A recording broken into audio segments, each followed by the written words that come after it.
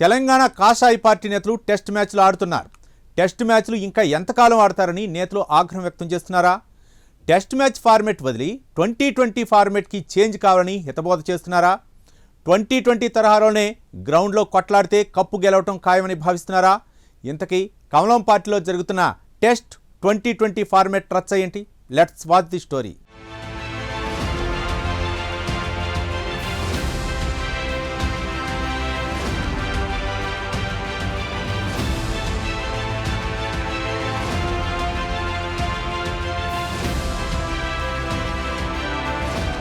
తెలంగాణ కమలం పార్టీలో ఎవరు ఏం హెచ్చరికలు జారీ చేసినా మేము తగ్గేదేలే అంటున్నారు కాషాయ నేతలు. హైకమాండ్ నేతలు వచ్చి మరీ చెప్పినా బీజేపీలో కుమ్ములాటలు, అసమ్మతి మాత్రం తగ్గడం లేదు.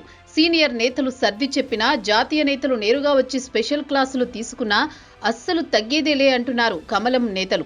దీంతో పార్టీ వివాదాలకు కేరాఫ్గా మారుతోంది. ఇన్నాళ్లు అంతర్గతంగా ఎప్పుడూ, బహిరంగంగా అప్పుడప్పుడు బీజేపీ నేతలు మధ్య వివాదాలు కొనసాగేవి. కానీ ఇప్పుడు ఇందిరా పార్క్ వేదికగా ప్రభుత్వానికి వ్యతిరేకంగా జరిగిన ధర్నాలోనే ఫేస్ టు ఫేస్ కౌంటర్లు వేసుకున్నారు కాషాయ పార్టీ నేతలు.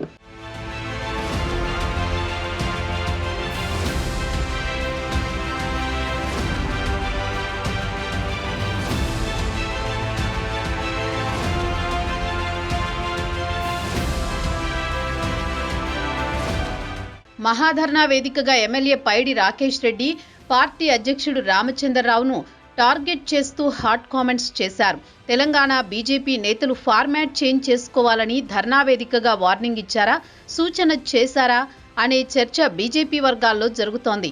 టెస్ట్ మ్యాచ్ ఫార్మాట్లో మన నేతలు గ్రౌండ్లో పనిచేస్తున్నారు, ఆ ఫార్మాట్ పనికి రాదని, అది అవుట్డేటెడ్ ఫార్మాట్ అని రామచంద్రరావు 2020 ఫార్మాట్లోకి రావాలని, లేకపోతే అధికారం కలగానే మిగిలిపోతుందన్నారు పైడి రాకేష్ రెడ్డి. ఈ వ్యాఖ్యలు పైడినే మాట్లాడారా లేక ఆయనతో ఎవరైనా మాట్లాడించారా అనే టాక్ ఆ పార్టీలో నడుస్తోంది.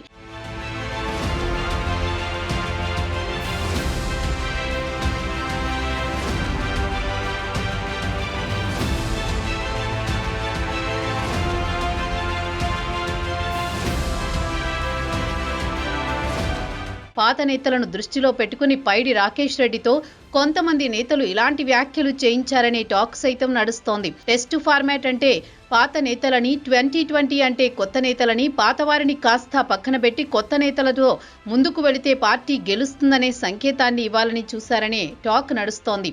రామచంద్రరావు అధ్యక్షుడయ్యాక మొదటిసారి అతిపెద్ద కార్యక్రమం మహాధర్నా నిర్వహించారు.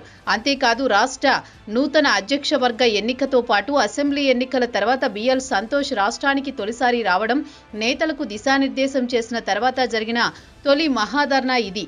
జీహెచ్ఎంసీ పరిధిలో ఉన్న 8 జిల్లాల నుంచి జన సమీకరణ చేయాలనుకున్న బీజేపీ ఆశించిన స్థాయిలో ప్రజలు రాకపోవడం, ప్రజలే కాదు సొంత పార్టీ కీలక నేతలే డుమ్మా కొట్టడం ఇప్పుడు ఆ పార్టీలో చర్చనీయాంశంగా మారింది.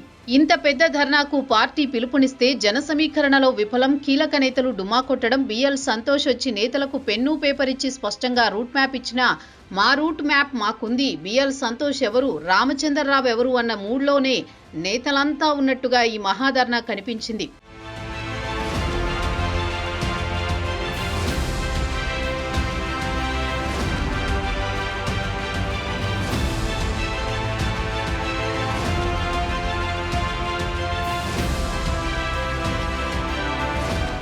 కాషాయ పార్టీలో అసలు సంస్థాగతంగా మాట్లాడాల్సిన అంశాలు ఇలా బహిరంగంగా అందరూ ఉన్న వేదికపై మాట్లాడడం, అది కూడా నేరుగా అధ్యక్షుణ్ణి టార్గెట్ చేయడం చూస్తూ ఉంటే అంతర్గత పోరు పీక్స్కు చేరినట్టు తెలుస్తోంది.